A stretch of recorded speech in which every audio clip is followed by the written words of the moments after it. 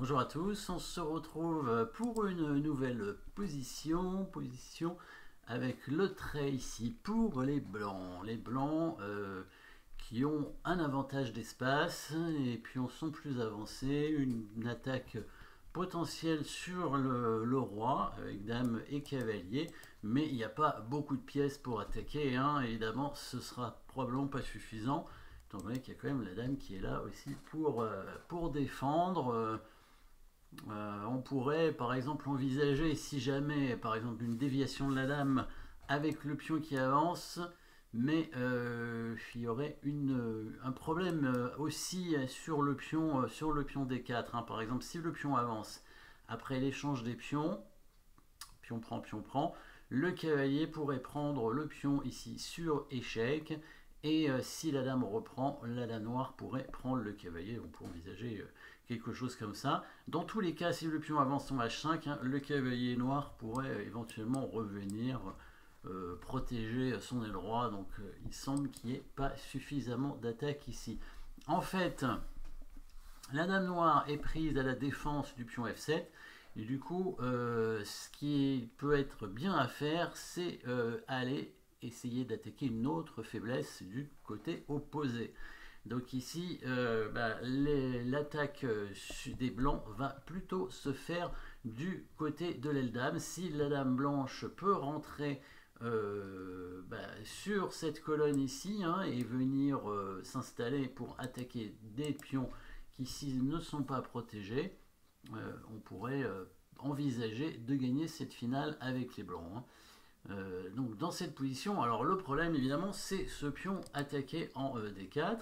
Il faudrait éventuellement le défendre avant peut-être d'essayer d'accéder sur la colonne, mais ça permettrait évidemment aux noirs assez rapidement de ramener leur dame et donc de pouvoir empêcher peut-être la dame blanche de rentrer et de contester la colonne, voire pourquoi pas, hein, mettre le cavalier sur cette case en C4, hein, la case C4 qui est une case suffisamment intéressante pour le cavalier noir afin de contrer l'arrivée de la dame blanche sur cette case, hein, enfin sur la colonne.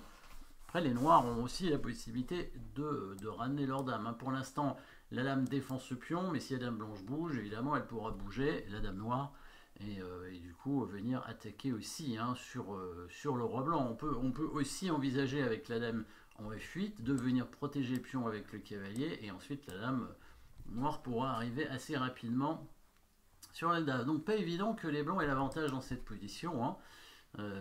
Même s'il y a un avantage d'espace, hein, l'égalité matérielle, dame cavalier, 6 pions de chaque côté. Bon, les rois sont pas vraiment menacés, hein, étant donné qu'il n'y a pas beaucoup de pièces. On va quand même rechercher les coups forcés, hein, depuis le temps, on va quand même les rechercher. Donc il y a dame prend F7 échec, mais bon, ça ira pas loin, évidemment. Menace de mat, il n'y en a pas. Attaque de la dame, cavalier prend E6. Il va prendre le cavalier avec le pion, tout simplement. Et puis voilà. Du coup, est-ce qu'on a autre chose? Attaque du cavalier noir non protégé. C'est possible, hein, avec le fameux coup invisible, hein, dame en C1, qui permettrait d'attaquer le cavalier. Le problème, c'est que le cavalier va bouger en prenant le pion sur échec, évidemment.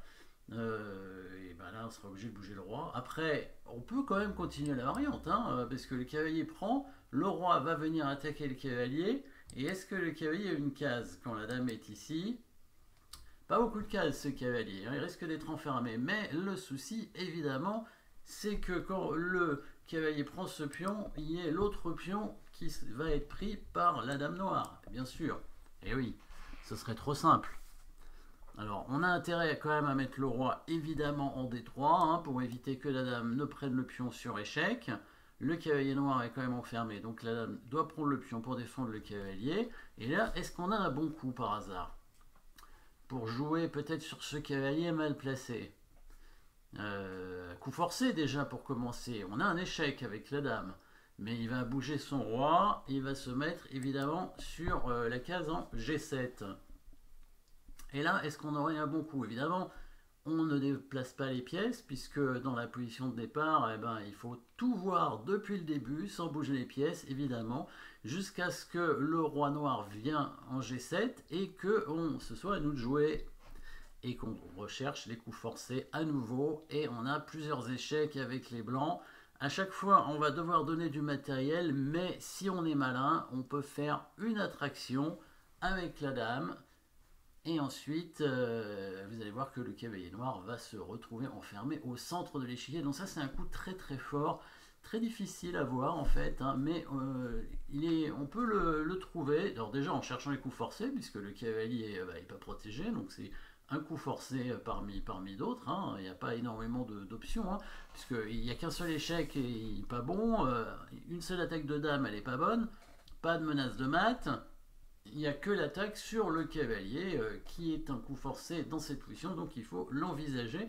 Et il faut continuer, comme toujours dans les variantes, tant qu'il y a des coups forcés, on continue l'analyse de la variante jusqu'à ce qu'on ne puisse plus voir la position. Mais le but, c'est ça, c'est de travailler le calcul des variantes. Et ici, c'est le calcul des variantes qui nous permet de gagner dans cette partie. Parce que si on ne fait pas le coup Dame C1, on ne peut pas gagner, tout simplement. Dame C1. Alors, s'il ne prend pas le pion, parce que ça, c'est la question aussi qu'on peut se poser, le problème, c'est qu'il va évidemment quand même devoir bouger son cavalier. Et là, on pourra rentrer dans son camp et attaquer les pions, par exemple. S'il vient en E7 avec le cavalier, hop, la dame qui rentre tout simplement en C7, hein, et on va au minimum gagner un pion, puisque on attaque ce cavalier, on attaque aussi ce pion, donc on va prendre ce pion, et il y a des chances qu'il y ait un autre pion qui tombe assez rapidement, en tout cas déjà un pion en finale, hein, puisque là on est quand même en finale, et bien un pion c'est une dame en finale, hein, et puis le cavalier en E7 n'est toujours pas bougé, hein.